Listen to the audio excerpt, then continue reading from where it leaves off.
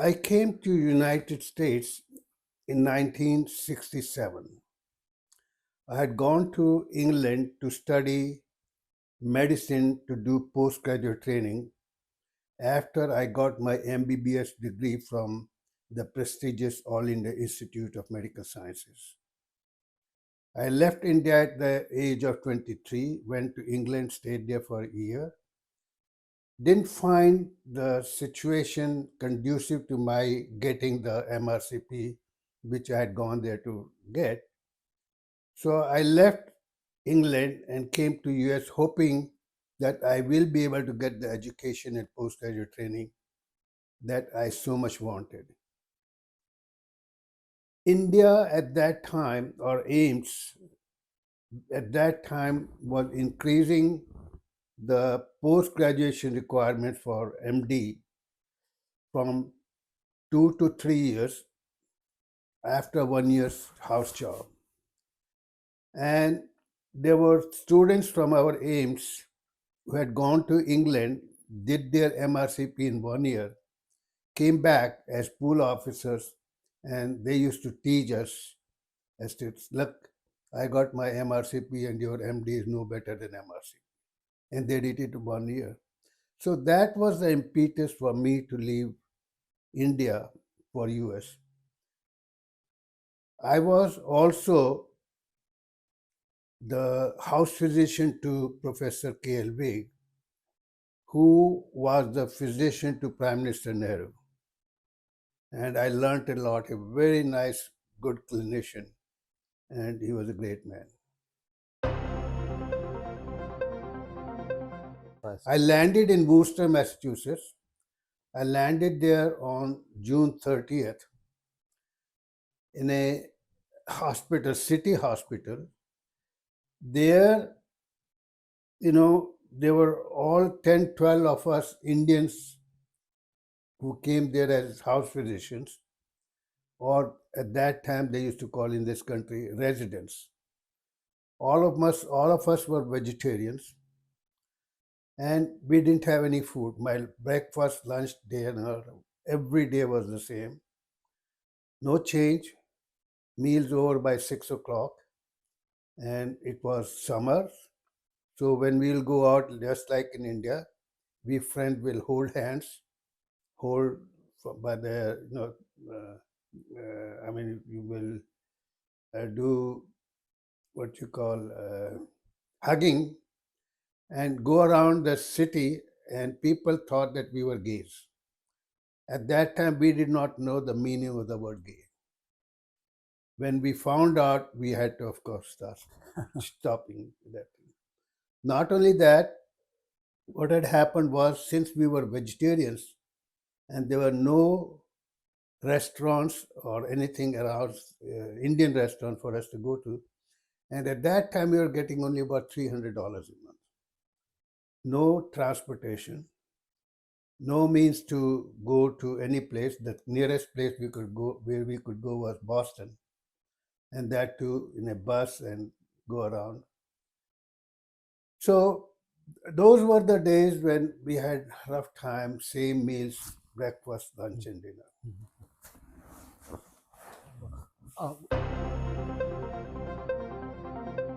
Boston also there may be a grocery store but after I got married and came to US in 68, I mean Washington DC, my wife came, we had to go to New York to buy Indian groceries. From DC, Well, we since drove to New York, Yeah. first time we went there was only one grocery stores on 17th and R Street, I remember, Spanish store, where they would sell some masalas, dal, and chawal. But for everything else, we had to go there. The only fresh vegetables we could get was aloo, tomato, pyaj, sometimes gobi. Otherwise, we used to buy gobi also or cauliflower in a frozen gobis, no other vegetables. The atta used to be Pillsbury whole grain atta, which nobody liked, but we had no choice. So those were tough times. There were no other things in this year.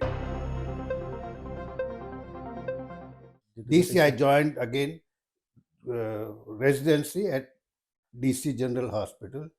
From there, I went to Georgetown University Hospital to do my pulmonary fellowship.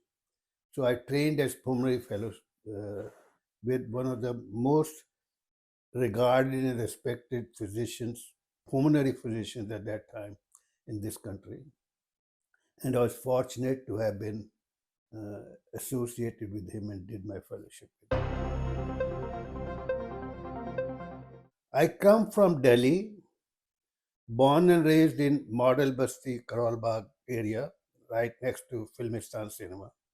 Born on September 15th, 1942. Actually, I was born just after Janmashtami. That happened to be September 3rd. My mother had broken her fast, and I was born just after midnight. But because I was born around that time, so actually it's September 4th.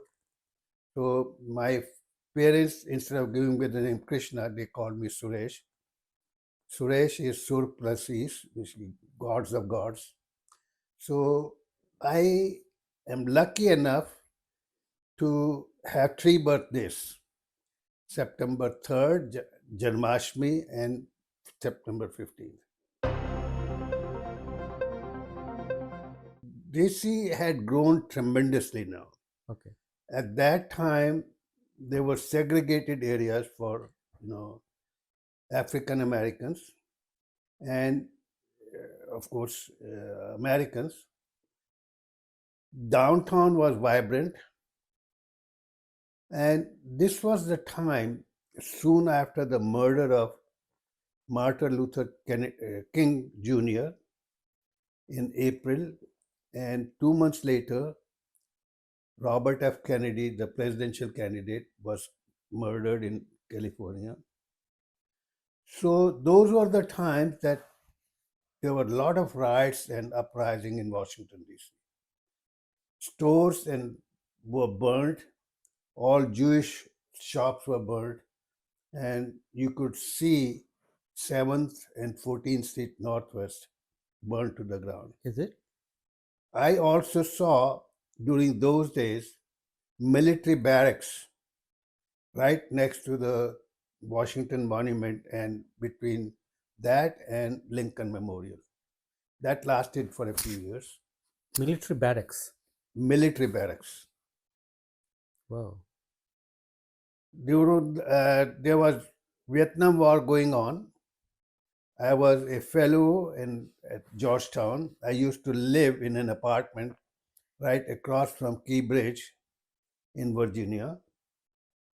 And because of the war, there used to be protests. And I saw National Guards stationed on both sides of Key Bridge, a yard or so apart with their guns drawn. And I had to drive past those to go to Georgetown because my hospital was only about a few miles from where I lived. So this lot has changed. A lot of newer buildings have come about. The 495 was under construction, the Beltway, and the roads were not that great. There was a corridor from up Vermont and Maine all the way down to Florida, Route 1. That used to go through the cities. There were no highways as such, so people used to drive through the cities, and most of the time those highways were built around commercial buildings, commercial areas. Mm-hmm. Of course, there would be some houses around, but most of the time it was commercial area. Railroad went by close by. So life was easy for some, for us because of our background, for us because we looked different, because of accent. We had to work hard to prove ourselves. There were no hate crimes as such, Mm-hmm. but at the same time, we could be recognized from a distance that we are Indians. They thought of us as coming from a country where there were snake charmers, cows roaming around in the streets, dogs barking at in night time. And sometimes people would ask us, "Do you have ice cream in India?" So we did face those kind of questions, Okay. but nothing in terms of discrimination, except there was a time in 1972 when I had finished my fellowship and was looking for a job. One hospital in PG County had advertised for a pulmonary physician, and they advertised every week for almost a year. I applied for it. I would have been the only board certified pulmonary physician in that hospital at that time. They would not interview me because they are waiting for their own kind Hmm. to be interviewed and offered the job. So that was the time that I did see discrimination.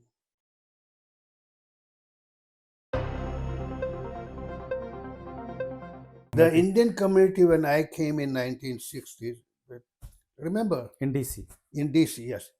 Remember, President Lyndon B. Johnson had just signed into law the Civil Rights Act, which allowed Indians also, before that, Indians could not come as immigrants, they would be students only, or people coming to the embassies as diplomats. So there were very few Indians in that area. If I recall, there were no more than 1,000 Indian families in Washington, D.C. There was only one Air India uh, office in D.C., Connecticut Avenue. And if we were to go to India, most of us would go by Air India. So if we met any other passenger going to India, wherever they came from, we'll talk and talk and talk. It's time we found a common link. So those were the kind of days that everyone looked for. There was probably one Indian restaurant, but we could not afford. We did not go. No place where we could go and see a movie. Yes, later on in the 70s, some local students at Catholic University, they started showing movies in the nursing auditorium, and most of us who had recently got married will go there, fully dressed suits, ladies in saris, and they'll bring some samosas or a gulab jamun or something. But the thing was, those movies, they would have a reel, play the reel, they'll rewind it, and then the second reel will be played. Okay. So those were the kind of days that we have seen here. Of course, things are different. The first Indian grocery store was started somewhere around 1973 in Brentwood, Maryland. And my office, I had started my practice by that time, was about 2 blocks from there by a person named Mr. Ram Patil. So we used to go there to buy some Indian groceries. Oh, since then the community has come a long way. Now you Now have you find Indian grocery stores and restaurants almost, every few miles. It's changed a lot. temples, a lot of temples. When we came, there were not only no temples, we could not have our children be taught not only Hindi, to celebrate our Indian festivals. There was an organization, Vedic Cultural Society. They used to have havans and celebrate Janmashtami at a school auditorium. Those were the unfortunate days in that the Indian government did not allow even the ambassador to attend those Janmashtami events because of the secular nature of the country that they cannot attend those things. It was only when Dr. Karan Singh came here as ambassador for a short time, in I think 1980s after the massacre in Amritsar, he said he will come. and he did come. But before that, the interaction between the Indian embassy and the diaspora was minimal. India has, or Indian Americans in this country, has progressed beyond imagination. We could not imagine that we will be the most sought after entrepreneurs in this country. We have done well. Initially, when we came, most of us as doctors, we used to be respected. We got respect from everyone. Later on, the engineers, when they came from IITs and other places, and people who came here for education, and they started some of these businesses, they became rich entrepreneurs, workings, and they were able to meet with the political leadership to tell them that we have arrived. Initially, I started my journey in the politics in 1980s. Actually, I started Hindu Temple organization in Washington, D.C. Hindu Temple was born at my home. I signed the article of incorporation. At that time, there was only one temple, SSVT, Shiv Vishnu Temple, which was going to be constructed. Then Mangal Mandir had bought a piece of land on New Hampshire Avenue in Maryland. Mhm. Then Hindu Temple came up. And otherwise, now there are, I don't know, about 20 temples, Hindu temples in metropolitan area.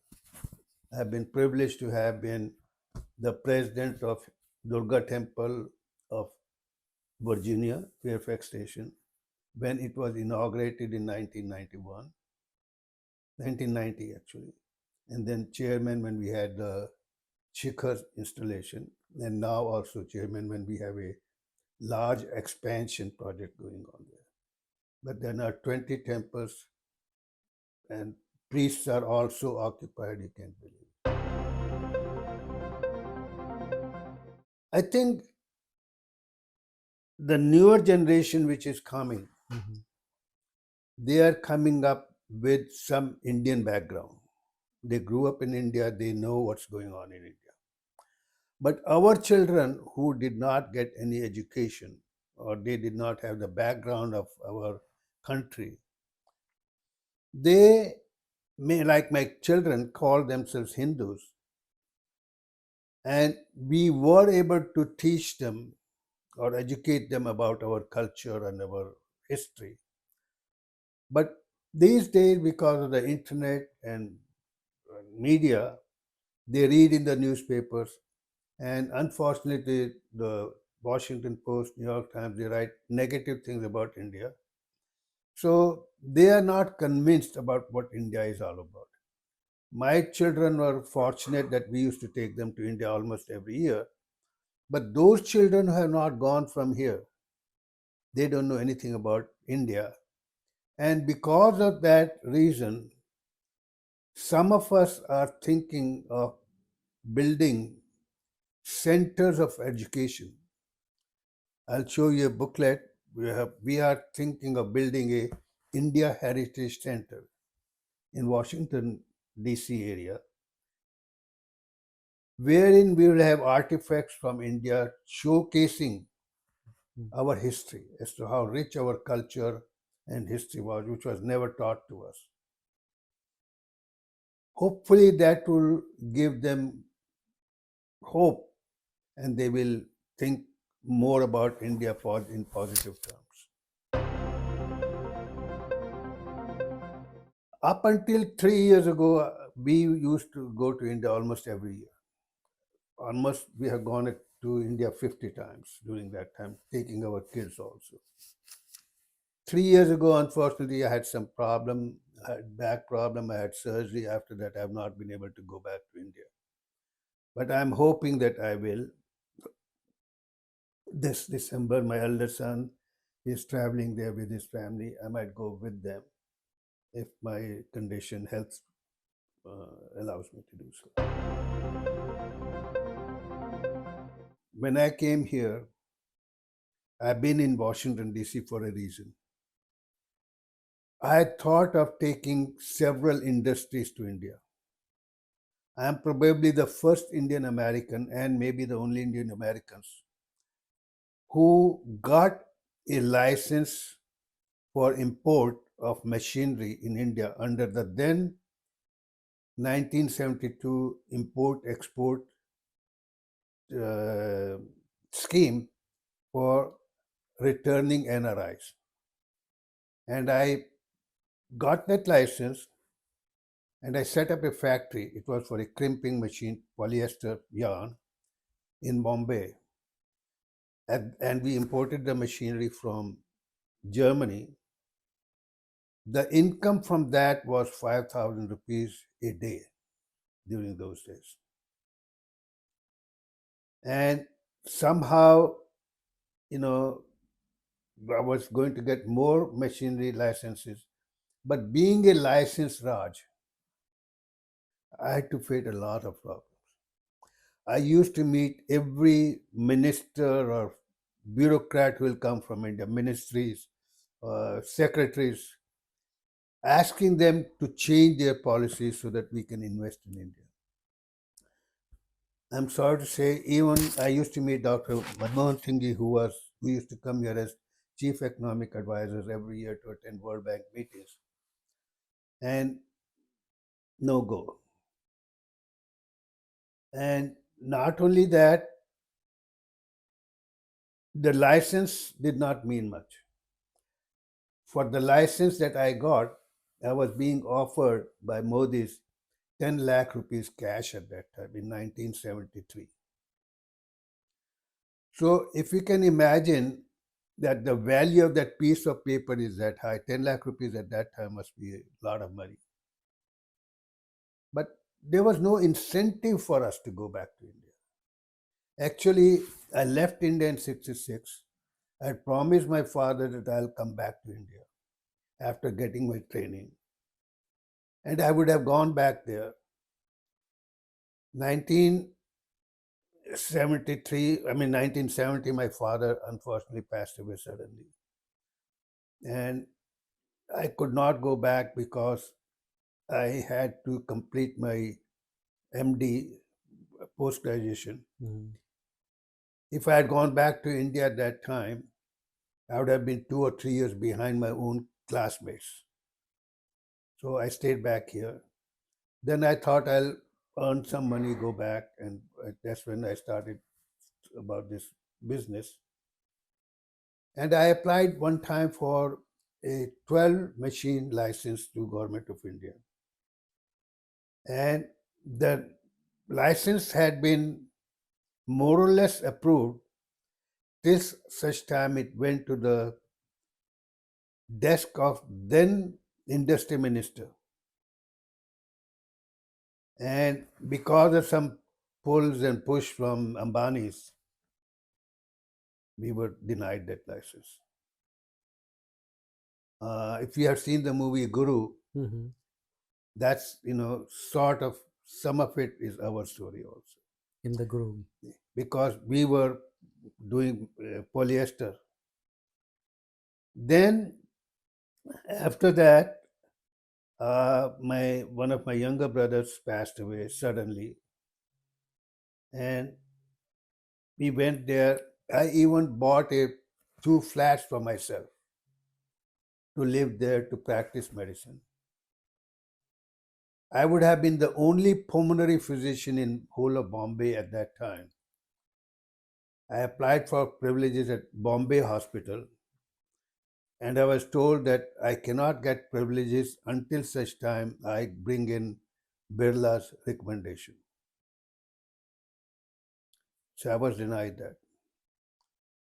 And it was disappointing that, when you don't have a specialist in the whole city, and just because you can't have a recommendation from there. There are more stories about that I can tell you. you know, people did not know how to treat patients. When my father was ill, my father was admitted to Willingdon Hospital, and I met the professor or the doctor in charge there, Dr. Caroli, and I told him, sir, I'm in the US doing my post graduation. I want to come back. He did not encourage. No? No. Nobody at that time encouraged you to come back and set up your things. And we never asked for anything. I tell you, as I told you, I'm still on the panel physician of Government of India, Embassy of India here. Finance ministers used to come. At one time, Mr. H.M. Patel was the finance minister. He had to come see me for his checkup. And during that time, I used to tell him, sir, I have a scheme wherein we could manufacture these disposable needles and syringes in India. All I want is your blessings. I'll provide all the funding and machine. Mm. Do you think they will help me? No. Mr. Y.B. Chauhan, when he was the finance minister, I talked to him also. And, even I'll tell you, when Mr. Manmohan Singh was the finance minister, I had set up another factory in Silvassa, wherein then Minister of Textiles, Mr. Murli, what's his name? I'm forgetting the name. He came to inaugurate that factory. We were supposed to get subsidy, government subsidy incentive for starting that factory. Everything was fine. Mr. I'm forgetting. Anyway, everything was fine, but the government of India refused us that subsidy because the local government did not present our documents to the ministry on time. So we lost that business, and my factory went. It was auction. That's a large amount, and you have a project. Project report is based on certain assumptions, and if those assumptions are not met, at one time I had $500,000 in FCNR deposits of State Bank of India. My brother wanted to take loan against those FCNRs to run the business. The rate of interest at that time, are you ready for it? Yeah. 24.5% compounded quarterly. Wow. Okay. And they siphoned off all of my more than $400,000 as interest payments, other things. That would have been a collateral. And I met the then governor of Reserve Bank, Mr. R.K. Malhotra. And I met him. I said, how can you do that? Why don't you give us loan at a reasonable interest rate? No, he could not. 24.5% I have compoundable every documents to quarter. show you. I still have documents to show you. Wow, unbelievable. Then I sued the government of India Which year because it they did was? not. I sued them in 1990s, I think. I Okay. met Dr. Manmohan Singh here when he was the finance minister. I had half an hour one-on-one meeting with him. And I said, here's my thing. We need this subsidy. He says, Dr. Gupta, I sympathize with you. You are right. The government is wrong, but I cannot help you. Those were his exact words. So I said, if you cannot help me, who else can? They talked to industry minister. I said, sir, I know only you. I don't know industry minister. So all I'm saying, I can tell you stories and stories. This was in early 90s.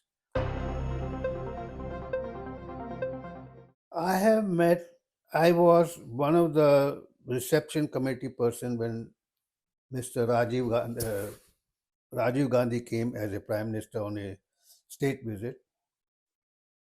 I was on the reception committee as a treasurer for Mr. Narasimha Rao when he came here as prime minister. I was involved in hosting a Indian diaspora function for Dr. Manmohan Singh when he came as a prime minister. I was the panel physician to Atalji when he came here as prime minister on his first state visit. And I received him at the Blair House actually, and I went to his room also there and met him. I have my photo with him when he's sitting with the lungi and kurta. And after that, I met Modi ji many times.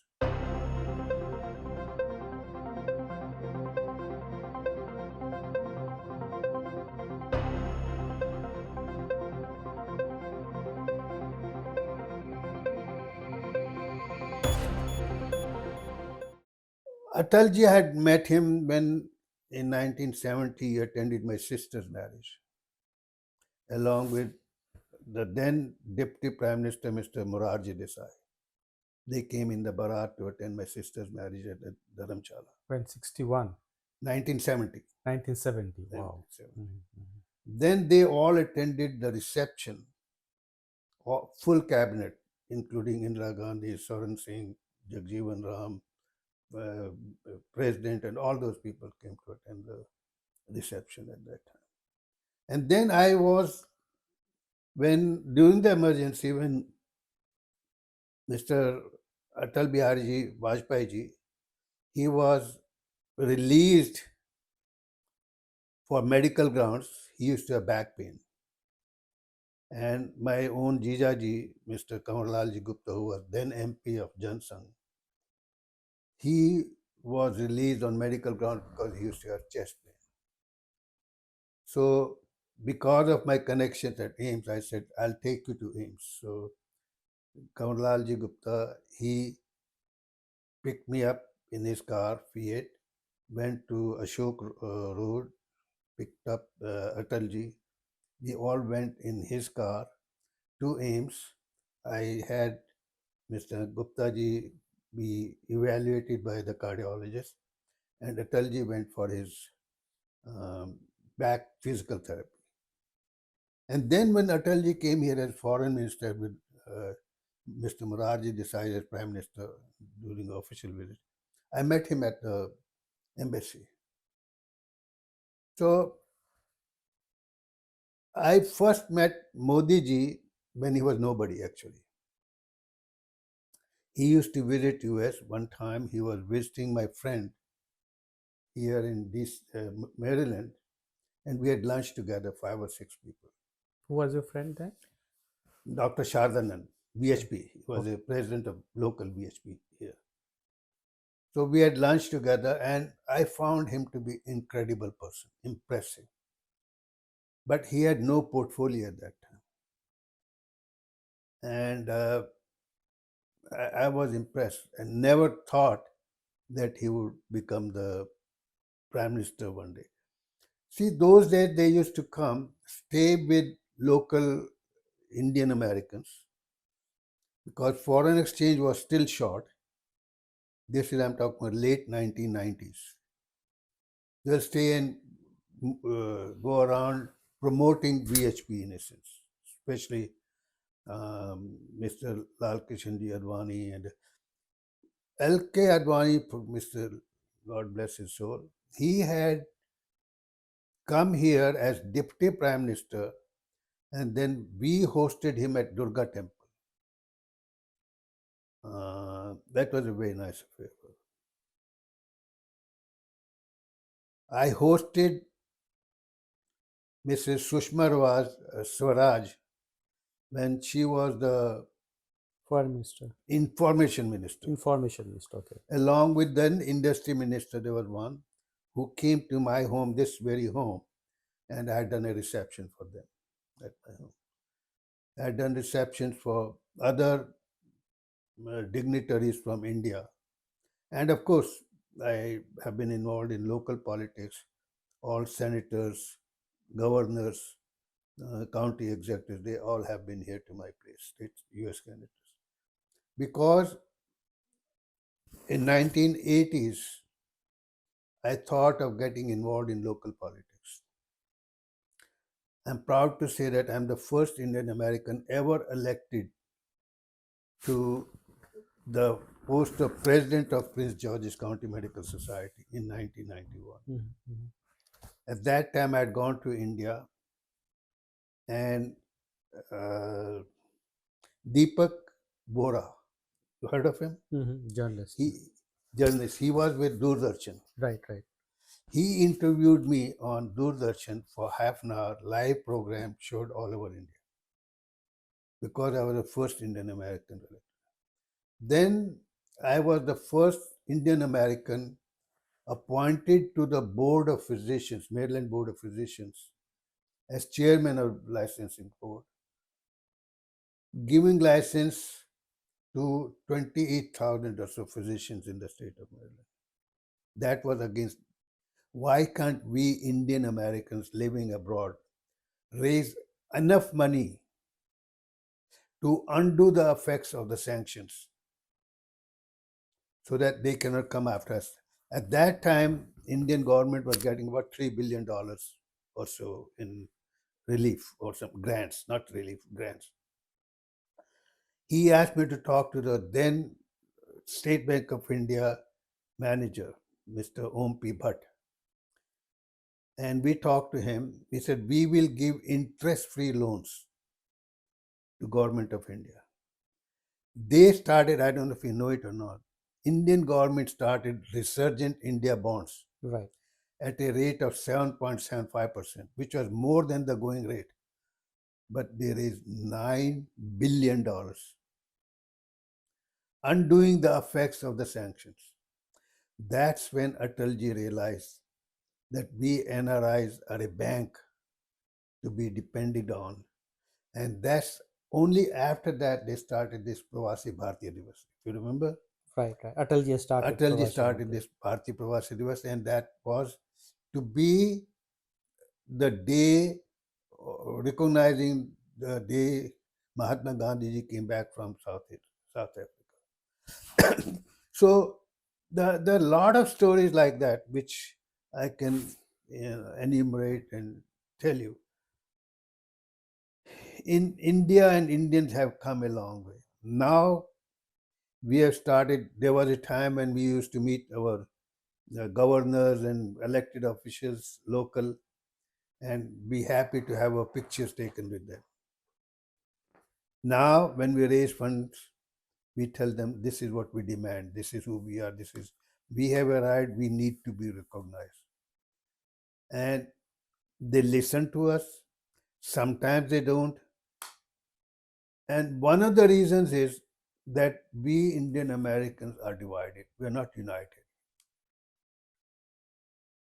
We are not united because everyone, we have 500 different dialects, 16 or so major languages. People come from different parts of India.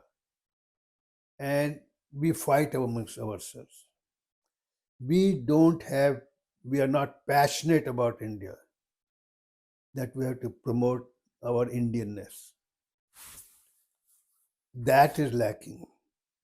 Actually, in late 1980s, I met this Jewish group, American Jewish Foundation group. 4 or 5 of us met them. How are you successful? How can we be like you? So the takeout from that was that they are passionate about Israel. They have 100 organizations, everyone fighting for their presidency. But when it comes to Israel, nobody dare touch us.